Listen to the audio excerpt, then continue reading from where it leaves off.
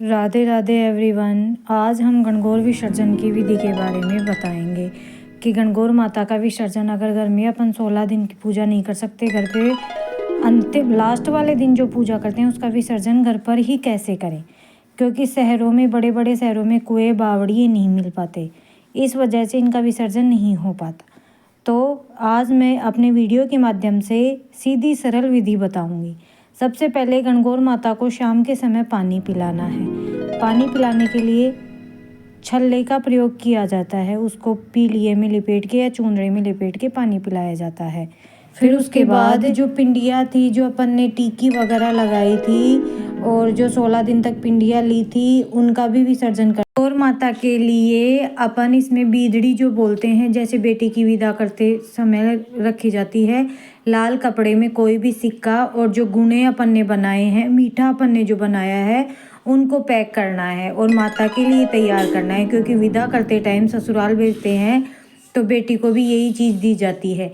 ये माता के पास रख देनी है। विसर्जन करते टाइम उनके सामने दक्षिणा और गुणे भी रखे जाते हैं, और ये दक्षिणा गुणे और जो माता के लिए लाल कपड़े वाली वो जो अपन ने तैयार की है, वो सभी चीज़ें किसी भी सुहागन स्त्री को दे सकते हो या आपकी सास ननद उनको दिया जा सकता है।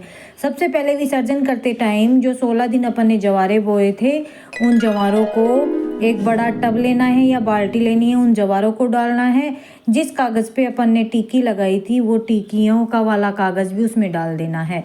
फिर उसके बाद जो पिंडियाँ थीं, उन पिंडियों को उसमें विसर्जित करना है, और माता के जो मूर्तियाँ थी, उनकी मूर्तियों को इसमें एक एक करके ईश्वर जी की और गौरा माता की, गणगौर माता की जो वो पोशाक है, उनको और उनकी जो मूर्तियां हैं उनको उसमें विसर्जित कर देंगे। फिर उनका जो भी सामान है, उनकी जो पिंडियाँ बनाई थी, वो भी एक एक करके उसमें डाल देनी है। और जो भी उनका सामान है, जैसे दूर्वा घास और उनका जो फूल, 16 दिन जो अपन ने पूजी थी या सुबह से लेकर शाम तक जो भी अपन ने पूजा की थी, उनका जो सामान इकट्ठा हुआ था, उनको उस बाल्टी में या टब में डाल देना है। धीरे धीरे करके जितना भी सामान है उनका, वो सारी चीज़ें उसमें डाल देनी है।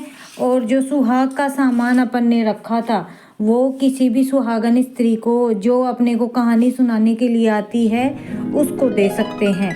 फिर उसके बाद विसर्जन करने के बाद धीरे धीरे ये मूर्तियां हैं, ये सारी मिट्टी है जो इनकी पानी में पिघल जाएगी, और उस पानी को अपने को ले जाकर किसी भी पेड़ पौधे में डाल देना है। उसको फेंकना नहीं है, इधर उधर नाली वगैरह में बहाना नहीं है। माता के जो वस्त्र थे, चुन्नी थी, जो गणगौर माता के जो वस्त्र थे, चुन्नी थी, उसको या तो आप अपने पास रख सकते हो, और जो सुहाग का, गणगौर माता का सुहाग का सामान था, वो किसी सुहागन स्त्री को दे सकते हो, या उसमें से थोड़ा थोड़ा यूज़ करने के लिए आप भी ले सकते हो, क्योंकि पार्वती माता ने भी अपने 16 दिन की पूजा करने के बाद सुहाग बांटा था। इसके कारण उनको अखंड सौभाग्यवती का आशीर्वाद मिला था। इसलिए अखंड सौभाग्यवती रहने के लिए अपने को गणगौर माता की ज़रूर पूजा करनी चाहिए। और बड़े बड़े शहरों में विसर्जन करने के लिए कुएँ बावड़ी तालाब ये नहीं होते, तो आजकल घर पे ही स्त्रियाँ बड़े टब या बाल्टी में पानी रखकर उनका विसर्जन कर देती हैं, जो कि इको फ्रेंडली भी माना जाता है, जिससे पृथ्वी को भी कोई नुकसान नहीं होता।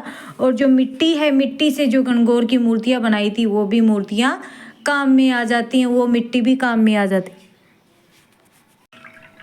सुहाग का सामान जरूर उसमें से कुछ ना कुछ अपने को रखना ही है। फिर बाद में आप चाहो तो अपनी ननद और अपनी सास को दे सकते हो, अपने से बड़े को दे सकते हो।